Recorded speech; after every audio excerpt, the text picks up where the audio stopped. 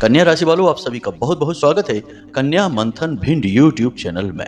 बंधुओं, ये दो चीजें पूरे महीने अपनी जेब में रखना, उसके बाद आपकी जिंदगी में बड़े ही चमत्कारी बदलाव आएंगे। ये दोनों चीजों को हमारे शास्त्रों में धन का केंद्र माना गया है, यानी कि जहाँ ये दो चीजें होती हैं उसके आसपास धन दौलत तो निश्चित तौर पर होती ही होती है। इसी के साथ साथ ज्योतिष शास्त्र में और लाल किताब में भी इन दो चीजों के विषय में यह कहा गया है कि ये दो चीजें जहां पर भी रहेंगी वहां माता लक्ष्मी का वास हर पल प्रतिपल रहने वाला है। कुल मिलाकर कहने का मतलब यह है कि ये दो चीजें आपके जीवन में भगवान का वरदान बनकर आएंगी, आशीर्वाद बनकर आएंगी। और यदि आपने इन दो चीजों का सही तरीके से प्रयोग करना सीख लिया, इन्हें हर पल प्रतिपल अपने पास रखा पूरे नियम और विधि विधान के साथ, तो एक बात तो पक्की है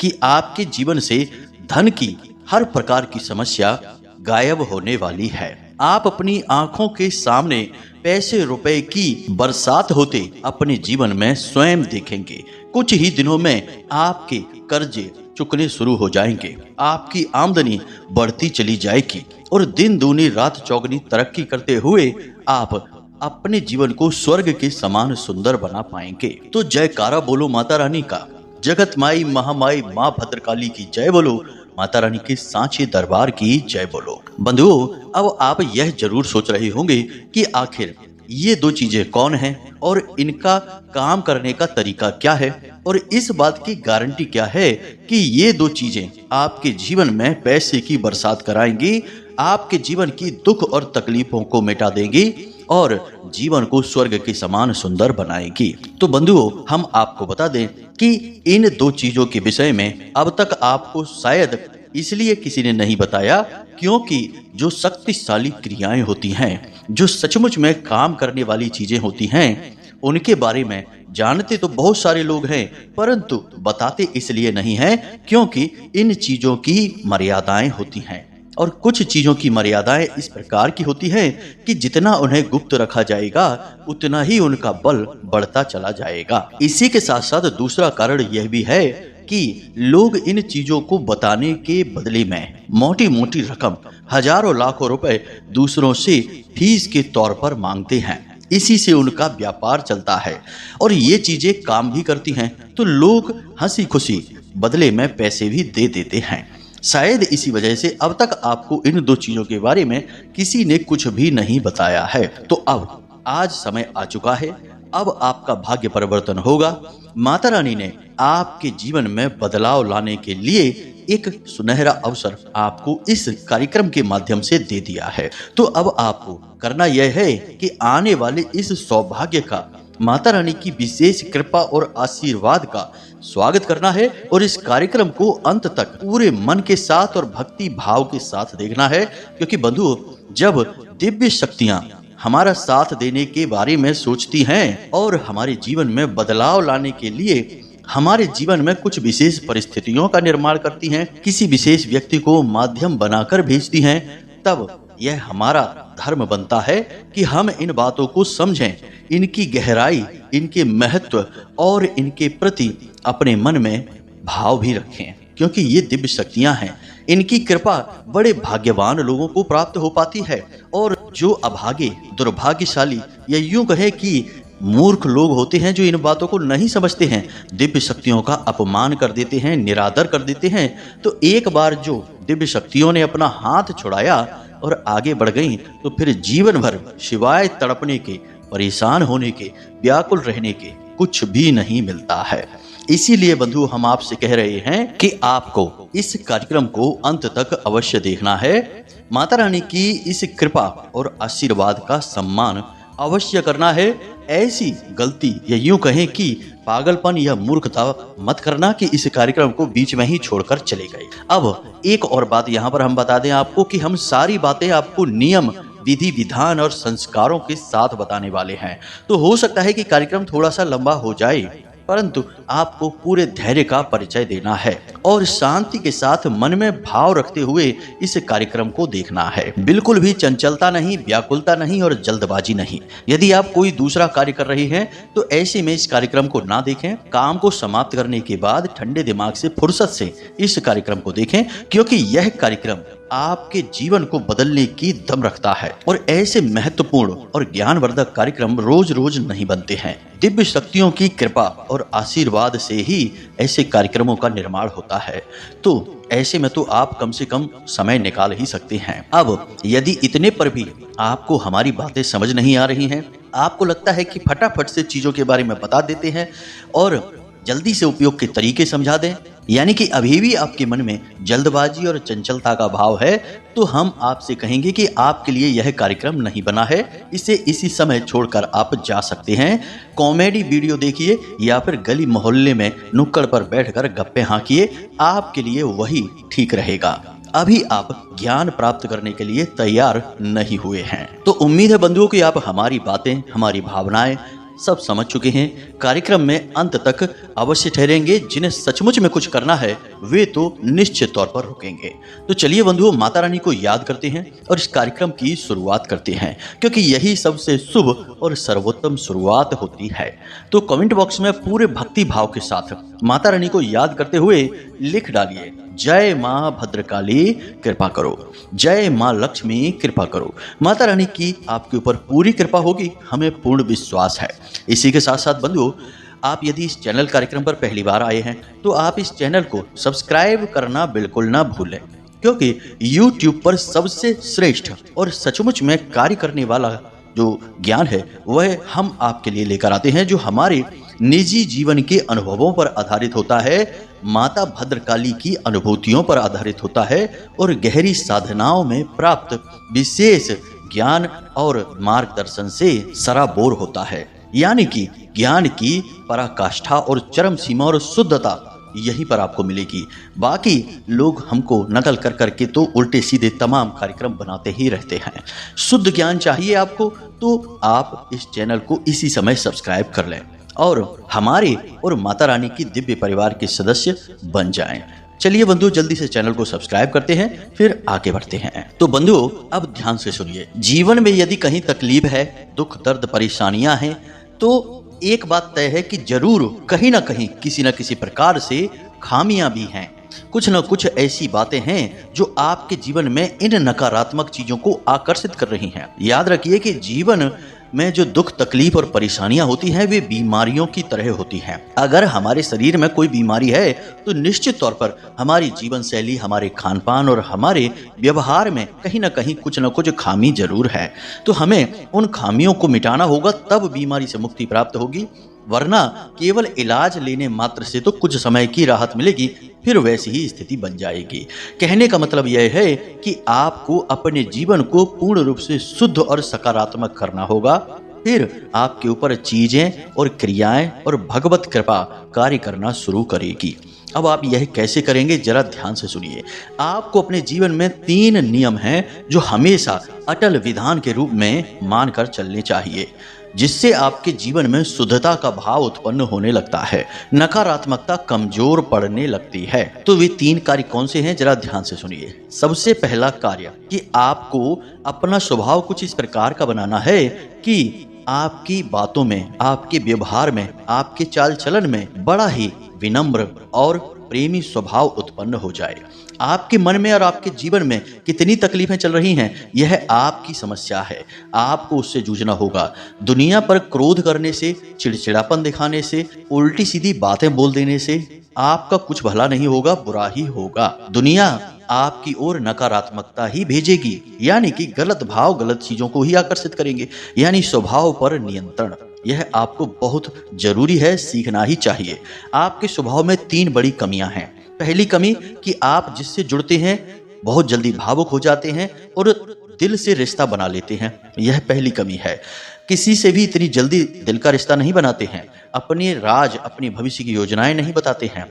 लोगों से बस उतना ही व्यवहार करिए जितना कि समय हमें अनुमति देता है। दूसरी कमी आपके अंदर यह है कि आप अपनी भावनाओं पर नियंत्रण नहीं रख पाते हैं। आपको जब क्रोध आता है तो आप क्रोध में डूब जाते हैं और फिर आपके मन में जो आता है आप दूसरों से कह डालते हैं। बाद में भले ही आपको पछतावा हो, परंतु बात तो बिगड़ ही जाती है। और तीसरा कि आप कान के कुछ कच्चे भी हैं, यानी कि कोई आपको कोई चीज बताता है, किसी बात को बताता है तो आप तुरंत उस पर विश्वास कर बैठते हैं। फिर भले ही बाद में वह बात झूठी साबित हो जाए और आपको भी इस बात से नुकसान हो जाए, यानी आपकी छवि भी खराब हो जाए, लेकिन आप ऐसा करते अवश्य हैं। आप अपने दिल पर हाथ रखकर बताइए कि आपके जीवन में कभी ऐसा हुआ है कि नहीं कि किसी ने आपको बताया कि इस जगह पैसा लगाओ, यहाँ से खूब सारा फायदा निकलेगा, और आपने पैसा लगा दिया। बाद में वहां से फायदा तो दूर, आपकी खुद की जो रकम थी उसके भी लेने के देने पड़ गए। ऐसा हुआ है कि नहीं? निश्चित तौर पर हुआ है। किसी की बातों पर विश्वास करके आपने धोखा खाया है और अपना मान सम्मान भी गंवाया है और अपनी ही नजरों में आप गिरे हैं। तो ये 3 कमियां हैं, इनको आपको दूर करना है। अब बात करते हैं दूसरी, जिसे अपने जीवन में आपको लागू करना है। वह बात क्या है? दूसरी बात यह है कि आपको जिस भी भगवान में आपका भाव है उनकी भक्ति निरंतर, लगातार, नियमित, अखंड रूप से करनी है। जी हाँ बंधुओं, हमने आपको एक कार्यक्रम में बताया था कि आप जिस भी भगवान में भाव रखते हैं उनके लिए कम से कम महीने या 2 महीने में एक बार कोई छोटा मोटा अनुष्ठान अवश्य किया करिए। जैसे कि भोले बाबा में भक्ति है आपकी, तो आप ऐसा कर सकते हैं कि 11 दिनों तक प्रतिदिन 11 माला ओम नमः शिवाय पंचाक्षरी मंत्र का जाप करेंगे। ऐसा संकल्प लेकर आप मंदिर में भी कर सकते हैं यह जाप, या घर पर भी कर सकते हैं। जब हम अनुष्ठान लेकर पूजा करते हैं, संकल्प लेकर पूजा करते हैं, तो हमारी जो पूजा पाठ है वह दिव्य शक्तियों को हमारी ओर बड़ी तीव्रता के साथ आकर्षित करती है। यह बिल्कुल वैसा ही है जैसे कि अपने माता पिता को रिझाने के लिए अब कोई छोटा बच्चा होता है, वह एक ग्रीटिंग कार्ड बनाकर दे देता है। अब उस ग्रीटिंग कार्ड से माता पिता को कोई लाभ नहीं है, परंतु वह माता पिता के प्रति अपना प्रेम दिखाकर अन्य बालकों की अपेक्षा दिल जीत लेता है और माता पिता उससे लाड़ करने लगते हैं, प्यार करने लगते हैं। बिल्कुल वैसे ही आप जब किसी देवता का अनुष्ठान करते हैं और भक्ति भाव के साथ जाप करने लगते हैं, तो उस देवता का लाड़ प्यार भावनाएं आपकी ओर आकर्षित होती हैं। निश्चित गारंटीड लाभ प्राप्त होता है, हम लिख कर दे सकते हैं। तो आप जिस भी देवता में भाव रखते हैं, महीने 2 महीने में एक आध बार अनुष्ठान अवश्य किया करिए, यह बहुत आवश्यक है। तीसरा, सकारात्मक रहने की शक्ति को पहचानना होगा। आपने वह कहानी तो सुनी ही होगी राजा और उसके मित्र मंत्री की, जिसमें वह मंत्री जो है वह हर बात में सकारात्मक रहता है। कितना ही बुरा उसके जीवन में क्यों ना हो जाए, वह हमेशा यही कहता है कि जो भी कुछ हो रहा है सब अच्छे के लिए हो रहा है। आपके अपने मन में भी यही भाव हमेशा आपको रखना है। जो भी जीवन में चल रहा है सब अच्छे के लिए है। आपकी मर्जी का हो रहा है तब तो बहुत अच्छी बात है। अगर आपकी मर्जी का नहीं हो रहा है तो वह निश्चित ही भगवान की मर्जी का हो रहा है। और जब आपके जीवन में भगवान फैसले ले रहे हैं और अपनी मर्जी से ही कार्य कर रहे हैं, तो फिर इससे बड़ी बात और क्या हो सकती है कि आप भगवान की मर्जी का जीवन जी रहे हैं। इसलिए आपको सकारात्मक रहना होगा। हर बात में सकारात्मक रहिए। कोई भी कार्य करने चलिए, हमेशा यही सोचिए कि इस कार्य में मुझे सफलता मिलेगी ही मिलेगी। अभी आपका भाव कुछ ऐसा है कि आपसे कोई भी बात बता दे, आपको लगता है कि ये बात काम नहीं करेगी। कोई भी काम आप करने चले तो आपको लगता है कि कहीं असफल हो गए तो क्या होगा। कुछ भी आप करने चलें, हमेशा पहले नकारात्मक भाव मन में आते हैं, जो कि ठीक नहीं है। आपको शुद्ध सकारात्मक रहना होगा और केवल जीवन की उजली और सकारात्मक दिशा में ही देखना है। जी हाँ बंधुओं, वह कहावत भी हमने एक बार आपको बताई थी कि जब तक सांस है तब तक आस है। आस क्या है? सकारात्मकता है, उम्मीद है। तो आपको हमेशा जीवन में सकारात्मक भाव रखने हैं। जो कुछ हो रहा है अच्छे के लिए हो रहा है, भगवान अपनी मर्जी से कर रहे हैं और भगवान आपके साथ कभी गलत कर ही नहीं सकते हैं। हो सकता है कि आज हमें गलत लग रहा है, लेकिन आने वाले समय में यह हमें बहुत अच्छा लगेगा, जब सचमुच में इसके पीछे की अच्छाई हमें समझ में आ जाएगी। इस बात को समझाने के लिए एक बहुत छोटी सी कहानी है, जिसे आप सुनिए, आपको बहुत इससे मनोबल प्राप्त होगा। एक बार की बात है कि यमदूतों से कहा गया कि जाओ नीचे एक महिला मृत हो चुकी है, उसकी आत्मा को लेकर आओ। तो यमदूत जाते हैं और देखते हैं कि महिला रेलवे स्टेशन पर मृत पड़ी है। और उसके पास 3 बच्चियां बैठी हैं। एक बच्ची तो इतनी अबोध है कि वह अपनी मृत माँ के स्तनपान में ही लगी हुई है और 2 बच्चियां भी बहुत छोटी छोटी हैं, उन्हें भी दुनियादारी का कोई ज्ञान नहीं है।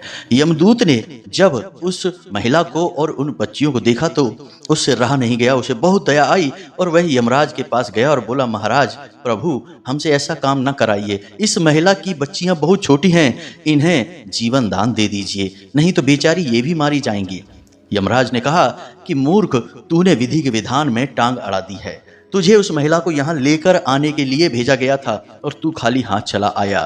अब वह महिला तो मर ही चुकी है, उसे तो कोई ना कोई लेकर आएगा ही, लेकिन तेरा दंड यह है कि तू जा मृत्यु लोक में और तुझे लंबे समय तक मृत्यु लोक में ही रहना होगा और उन बच्चियों की परिस्थिति को देखना होगा कि कैसे प्रकृति अपना कार्य करती है, या यूं कहें कि भगवान अपना कार्य करते हैं। तो वह यमदूत मानव रूप लेकर मृत्यु लोक में ही रहने लगा। अब वह देखता क्या है, वैसे कहानी तो बहुत लंबी है बंधु, लेकिन हम आपको शॉर्ट में समझा रहे हैं ताकि आपको जीवन का विधान समझ में आए।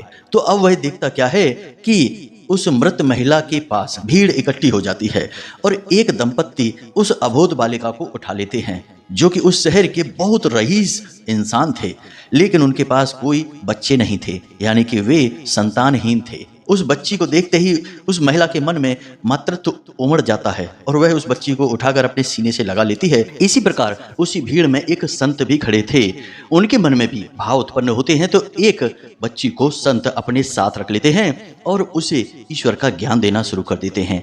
ठीक इसी प्रकार उस राज्य के मंत्री के पास यह खबर पहुंचती है कि एक औरत की 3 बच्चियां रेलवे स्टेशन पर हैं।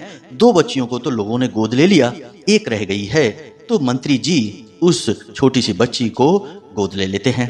अब एक बच्ची तो बहुत रईस इंसान के घर पहुंच गई, एक संत के यहाँ पहुंच गई और एक उस राज्य के मंत्री के घर पहुंच गई, यानी एक मंत्री की बेटी, एक करोड़पति की बेटी और एक संत की बेटी, तीनों की ही भाग्य, दिशा और परिस्थितियां पूर्ण रूप से बदल गई। अगर अपनी माँ के साथ रहती तो जीवन भर भीख ही मांगनी पड़ती, उसी रेलवे स्टेशन पर पड़ी रहती, लेकिन विधाता ने उनके भाग्य में कुछ और लिखा था, तो उन तीनों का जीवन पूर्ण रूप से बदल गया और उनका भाग्य चमक उठा। ईश्वर इसी प्रकार कार्य करते हैं। एक और जहां पीड़ाएं जीवन में आती हैं तो हम रोने लगते हैं, लेकिन जब उन्हीं पीड़ाओं के माध्यम से जीवन में हमारे सौभाग्य के दरवाजे खुलते हैं और हमें कुछ बहुत बड़ा हासिल होता है तो हम हंसने लगते हैं। हम भगवान के विधान को समझ नहीं सकते, तो फिर नकारात्मक रहने से कोई लाभ नहीं है, सकारात्मक रहिए तो जीवन में कष्ट बड़ी जल्दी जल्दी कट जाते हैं। उम्मीद है बंधुओं कि यहाँ तक आपको सब कुछ समझ में आ गया है कि कैसे आपको अपने जीवन में सकारात्मक रहना है और अपने जीवन की दिशा को और दशा को पूर्ण रूप से शुद्ध बना लेना है। साथ ही साथ छोटे छोटे कुछ और कार्य भी हैं जिन्हें आपको भूल कर भी नहीं करना चाहिए। जैसे कुछ लोग समाज में होते हैं जो हमेशा बुराइयां करते रहते हैं, शिकायतें करते रहते हैं, हर बात में कमी निकालते रहते हैं। ऐसे लोगों से आपको कोसों दूर रहना चाहिए। इन लोगों की बातें अच्छी जरूर लगती हैं कि हर एक की बुराई कर रहे हैं, मजा आ रहा है, लेकिन असल में ये लोग भयंकर नकारात्मक होते हैं। ये खुद तो जीवन में कुछ नहीं कर पाते हैं, जो इनके साथ रहने लगता है उसके जीवन की नैया को भी डुबाने का कार्य करते हैं। ऐसे लोगों से आपको कोसों दूर रहना चाहिए। इसी के साथ साथ आपको धार्मिक ग्रंथों का अध्ययन करना चाहिए, उनके पीछे के भाव को समझना चाहिए, कहानियों की तरह नहीं, उनकी गहराइयों को समझना चाहिए, सत्संग और प्रवचन भी करने चाहिए। बंधु, इन सब से चित्त शुद्धि होती है और जीवन में मुक्ति का मार्ग खुलता है। इन सारे कार्यों को करने के बाद आप तैयार हो चुके हैं कि अब माता लक्ष्मी आपके जीवन में पधारेंगी और हमेशा के लिए स्थापित और विराजमान हो जाएंगी। अब आप जो भी कार्य करेंगे आप उसमें कामयाब होते चले जाएंगे। अब हो सकता है कि कुछ लोग यहाँ पर ये कहें कि इतने सारे लोग करोड़पति होते हैं, क्या वे सब यह सब करते रहते हैं? क्या पैसे वाले लोग जो जीवन में सुख भोग रहे हैं वे सभी इसी तरह रहते हैं? तो हम आपको बता दें बंधुओं कि कोई भी अपने निजी जीवन की बातें आपको नहीं बताने वाला है। बहुत सारे करोड़पति, पैसे वाले, राजनेता, उच्च अधिकारी बड़े बड़े ज्योतिषियों से, पंडितों से जुड़े रहते हैं और गुप्त रूप से कई तांत्रिक अनुष्ठान करवाते रहते हैं। हैं, कभी आपको नहीं बताएंगे। अपने नाम में परिवर्तन कराते हैं, अपनी कुंडलियां दिखाते हैं, हाथ में रत्न वगैरह धारण करके रखते हैं, रुद्राक्ष वगैरह धारण करके रखते हैं।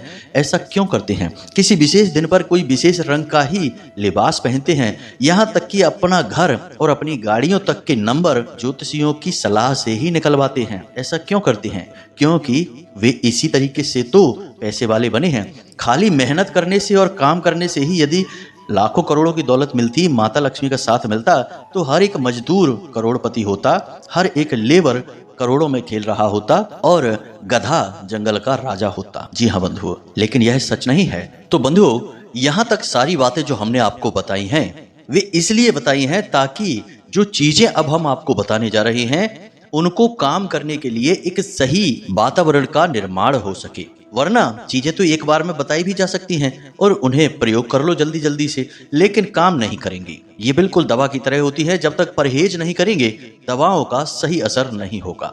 इसलिए सारी बातें जानना बेहद आवश्यक है। अब यहाँ तक आप सब कुछ समझ चुके हैं। कुछ छोटी छोटी सी बातें हैं जिन्हें भी ध्यान से समझिए। सबसे पहली चीज, धन का दुरुपयोग बंद करिए। जिन चीजों की आपको सचमुच में जरूरत है, केवल उन्हीं चीजों को खरीदने में पैसे को प्रयोग करिए। बाकी पैसे को दबा कर रखिए। किसी की भी जबरदस्ती मदद मत करिए। जरा सा कोई मगरमच्छ के आंसू बहाए और आप पिघल गए और आपने उसको पैसा दे दिया, कर्जा दे दिया, मदद करने के लिए दे दिया, लेकिन बाद में वह आपका पैसा लेकर भाग गया, आपको बात भी नहीं कर रहा और आपसे दुश्मनी मान रहा है। याद रखिए कि ये दुनिया इस तरह नहीं चलती है। यहाँ जो ज्यादा दुखी और परेशान दिखाई देते हैं, असल में यह उनका काम करवाने का तरीका होता है, उनकी ट्रिक होती है। तो आपको सही तरह से समझना होगा। पैसे की बर्बादी किसी कीमत पर नहीं करनी है, उसे दबाना और उसे संभालना सीखना होगा। दूसरा कि अपना पर्स, अपनी तिजोरी, अपना जो भी गल्ला है, लॉकर है, पैसे के बिना कभी नहीं रखना। उसमें अच्छी खासी रकम हमेशा रखना है, यानी कि 1000-2000 रुपए तो कम से कम होने ही चाहिए। ज्यादा नहीं तो 100-50 रुपए आपके पर्स में हर वक्त पड़े रहने चाहिए पूर्ण रूप से। इसे लक्ष्मी विहीन नहीं करना है। तीसरा, कर्जा कभी नहीं लेना है, किसी हालत में नहीं लेना है। याद रखना कि शास्त्रों में लिखा है कि जिस इंसान पर माता लक्ष्मी क्रोधित होती हैं, उस इंसान के जीवन में ऐसी परिस्थितियां बनती हैं कि उसे कर्जा लेना पड़ता है। फिर वह उसी कर्जे के फेर में बना रहता है, कभी भी सुख नहीं भोग पाता है। तो कर्जा लेना ही नहीं है। बहुत मुश्किल हो जब जान पर ही बन आई हो, या फिर व्यापार से जुड़ी कोई आपकी योजना है, तभी पैसा कर्जा लीजिए, वरना बिल्कुल नहीं। जैसा है जो भी है उसी में काम चलाइए। इन बातों का आप ध्यान रखिए। अब ध्यान से सुनिए, दो चीजों के बारे में हम आपको बता रहे हैं। ये चीजें बहुत दिव्य और 100% काम करने वाली हैं। अब तक कोई ऐसा हमें मिला ही नहीं जिसने कहा हो कि इन चीजों ने काम नहीं किया है गुरुजी। तो ध्यान से सुनिए। आपको गुरुवार के दिन पीपल का एक पत्ता लेकर आना है। जी हाँ बंधुओं, पीपल का पत्ता उसके डंठल के समेत लेकर आना है, यानी डाली पर जहां वो लगा हुआ है वहां से उसे तोड़ना है। तो डंठल के साथ पीपल के पत्ते को आपको लेकर आना है। फिर उस पत्ते को आपको गंगा जल से साफ करना है। पहले साफ स्वच्छ जल से साफ करना, फिर गंगा जल उसके ऊपर छिड़कना, फिर उसके ऊपर थोड़ा सा इत्र लगाना है आपको। इत्र यानी कि खुशबू, जो भगवान के लिए प्रयोग की जाती है, उन्हें इत्र कहा जाता है। तो इत्र लगाना है थोड़ा सा आपको। उसके बाद आपको उस पत्ते पर सफेद रंग की जो सिंदूर है, स्याही नहीं सिंदूर, उस सिंदूर से श्रीम लिखना है। जी हाँ बंधुओं, श्रीम लिखना है। उसके बाद उसे आप रात भर के लिए अपने पूजा घर में रखा छोड़ दीजिए। उसके बाद अगले दिन आपको उस पत्ते को लेना है और आप जहाँ भी काम करते हैं, चाहे आपका ऑफिस है, आपका व्यापार है, दुकान है, बिजनेस है, तो एक ऐसी कुर्सी या गद्दी तो होगी ही जहां आप बैठते होंगे। उस गद्दी में अपने नीचे उसे रखना है आपको, पैरों के पास नहीं। यानी कि कुर्सी है तो जो आप कुर्सी पर बैठते हैं, बैठक है, आपको उस कुर्सी पर रखना है। यानी कि एक गद्दी होगी, उस गद्दी के नीचे रखना है। सीधे पत्ते पर ही नहीं बैठना है, उस पत्ते को आपको गद्दी के नीचे रखना है और उसके ऊपर आपको बैठ जाना है, यानी उसे ढक कर रखना है। अगले गुरुवार तक आपको उस पत्ते को रखना है। अगले गुरुवार आपको फिर से जाना है पीपल के पास और एक पत्ता वैसा ही फिर तोड़कर लाना है और यही क्रिया फिर से दोहरानी है। यानी कि उस पर आप पहले शुद्ध जल से धोएंगे, फिर गंगा जल उसके ऊपर छिड़केंगे, फिर थोड़ा सा इत्र लगाएंगे और फिर श्रीम लिखेंगे और इस पत्ते को आप फिर वहीं रखेंगे और जो पुराना पत्ता है उसे निकाल कर आप किसी गुप्त स्थान पर रख लेंगे, फेंकेंगे नहीं, अपनी तिजोरी में रख लें या पूजा घर में रख लें, कोई उसे छुए ना और देखे ना, इस तरह से रखना है। सूख जाएगा वह पत्ता तो सूख जाने दें, कोई चिंता की बात नहीं। अब 7 दिन बाद यानी फिर अगले गुरुवार को आपको यही क्रिया दोहरानी है। इस क्रिया को आपको 7 गुरुवार दोहरानी है। 7 गुरुवार याद रखना बंधुओं। 7 गुरुवार के अंदर अंदर आपका जीवन पूर्ण रूप से बदल जाएगा। पैसे की बारिश होने लगेगी, हर जगह से पैसा आएगा। जहां आपका पैसा अटका पड़ा है वह खुद आपको पैसे देकर जाएगा। जहां से आपने सोच रखा है वहां से 100 गुना 1000 गुना पैसा आपके ऊपर बरसेगा। यह क्रिया कभी असफल नहीं हुई, लेकिन अभी यह क्रिया पूर्ण नहीं हुई है। तो आपको जब 7 गुरुवार यह क्रिया हो जाए यानी 7 पत्ते आपके इकट्ठे हो जाएं, तो फिर आपको इन पत्तों को लपेट लेना है लाल रंग के धागे से और जगह जगह इस धागे पर इन पत्तों को बांधकर एक माला का स्वरूप दे देना है, यानी आप एक माला बनाएंगे। उसके बाद आपको इस माला को हनुमान जी के मंदिर में जाकर राम दरबार जो होता है वहां प्रभु श्री राम और सीता माता के चरणों में रख कर आनी है इस माला को। उम्मीद है आप समझ चुके होंगे पूरी प्रक्रिया को। इस प्रक्रिया को आपको करना है और चमत्कार अपनी आंखों से होते हुए देखना है, बशर्ते कि नियमावली को आपको मानना ही पड़ेगा। अब दूसरी चीज के विषय में सुनिए। दूसरी चीज है चांदी का कोई सिक्का या फिर चांदी का कोई चौकोर टुकड़ा।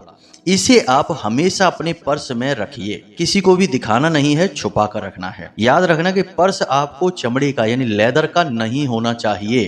किसी भी धार्मिक क्रिया और अनुष्ठान में चमड़े की कोई भी चीज प्रयोग मत करना, जीवन भर मत करना, मांसाहार न करना, जीवों को पीड़ा और हिंसा भूल कर भी मत करना, वरना कोई क्रिया काम नहीं करेगी, सब छोड़ देना, कोई मतलब नहीं है। तो आप अपने पर्स में चांदी का एक टुकड़ा अवश्य रखिए, हमेशा रखिए, यह आपके लिए बेहद आवश्यक है। बस इन 2 कार्यों को आप करिए और फिर देखिए कि कैसे चमत्कार होने शुरू होते हैं। अब एक जरूरी बात और है जो आपको हम बताना चाहेंगे, यह बहुत काम करती है, हमेशा ही काम करती है। आप जब भी किसी को पैसे दे रहे हैं, जैसे आप कोई सामान खरीद रहे हैं बाजार में या फिर आप किसी को ऑनलाइन भी पेमेंट दे रहे हैं, तो जो सामान खरीदते समय आप पैसे देते हैं तो पैसे का जो नोट होता है उसे आप फोल्ड करके रखते हैं। पहली बात तो सिक्के कभी किसी को आप बाजार में सामान खरीदते समय दें ही ना। सिक्के आपको मिल जाए तो उन्हें ले अवश्य लें, लेकिन उन्हें कभी देना, क्योंकि सिक्कों में माता लक्ष्मी की शुद्ध ऊर्जा का वास माना जाता है, तो उन्हें आप किसी को भी ना दें। नोट जब आप किसी को दें तो नोट को जो फोल्ड करते हैं तो जो खुला हुआ सिरा होता है वह आपकी ओर होना चाहिए और जो मुड़ा हुआ सिरा होता है वह देने वाले की ओर होना चाहिए। और साथ ही साथ मन में यह 1-2 बार जरूर बोलें 708 यानी 708 अनंत होकर वापस आना। यह 1-2 बार बोल दे, यह उस जाते हुए धन से आप कह रहे हैं, यह चीज कार्य करती है, यकीन मानिए। आपको 1-2 बार यह बोल देना है 708 अनंत होकर वापस आना। तो आप जितना पैसा दूसरों को दे रहे हैं, चाहे भले ही आप सामान खरीद रहे हो, वह पैसा 10 गुना 100 गुना 1000 गुना बनकर आपके पास आएगा ही आएगा, हर हालत में आएगा। आप 2000 खर्च करके आएंगे और 2-4 दिन में ही कुछ ऐसा होगा कि 20,000 आपके घर में आ जाएंगे, या आपके 2000 तो कहीं ना कहीं से आ ही जाएंगे। यह इस तरह कार्य करती है। दूसरा कि जो सिक्के आपके पास आते हैं उन सिक्कों को आप पूजा घर में रखिए। कभी छोटी कन्याओं को भोजन करा दीजिए। शुक्रवार के दिन जब एक रकम इकट्ठी हो जाए तो खीर बनवाइए और छोटी छोटी कन्याओं को गली मोहल्ले के बुलाकर खीर खिला दीजिए, और या फिर उन सिक्कों को ले जाकर मंदिर के दान पात्र में डाल दीजिए। मंदिर में कोई पूजा पाठ अनुष्ठान भोज वगैरह होगा, भंडारा होगा, उसमें आपकी रकम प्रयोग हो जाएगी। यह सर्वोत्तम क्रिया है, इसे भी याद रखना है। इस तरह से आप यदि अपने जीवन में बदलाव लाएंगे तो हम आपसे गारंटी के साथ कहते हैं कि अगले 4 से 6 महीने में करोड़पति आप ही होंगे। हम लिख कर दे सकते हैं। इन बातों को आपको जैसा हमने कहा है बिल्कुल वैसे ही अपने जीवन में उतारना होगा। और एक बात कि इन बातों को बिल्कुल भी हल्के में मत लेना। यदि आप यहाँ तक कार्यक्रम में आ चुके हैं तो इसका मतलब है कि आप बहुत गंभीर हैं, जीवन में बदलाव लाने के लिए तैयार हैं, तो बस इन कार्यों को अवश्य करिए। उम्मीद है बंधुओं कि यहाँ तक सारी बातें आपको समझ में आ चुकी हैं। इन बातों को जीवन में उतारिए और यदि कोई मार्गदर्शन प्राप्त करना हो, कुछ चीजें समझ में ना आई हो तो आप व्हाट्सएप नंबर पर मैसेज करके पूछ लीजिए, हम आपको सारी बातें विस्तार से समझा देंगे, आपके प्रश्नों के आपको जवाब अवश्य देंगे। माता रानी ने आदेश कर दिया है, अब बहुत जल्द हम फोन पर भी आपसे बात कर पाएंगे, व्यवस्थाएं कुछ ऐसी बनने वाली हैं। तो चलिए बंधु, आज के इस कार्यक्रम को समाप्त करते हैं। हमेशा हंसते रहिए, मुस्कुराते रहिए, सकारात्मक रहिए और दिन में एक बार मंदिर अवश्य हो आइए, क्योंकि आपका उद्धार तो वहीं से होना है। मिलते हैं अगले ज्ञानवर्धक कार्यक्रम में, तब तक के लिए धन्यवाद। जय माई की, जय मां भद्रकाली। माता रानी आपका कल्याण करें।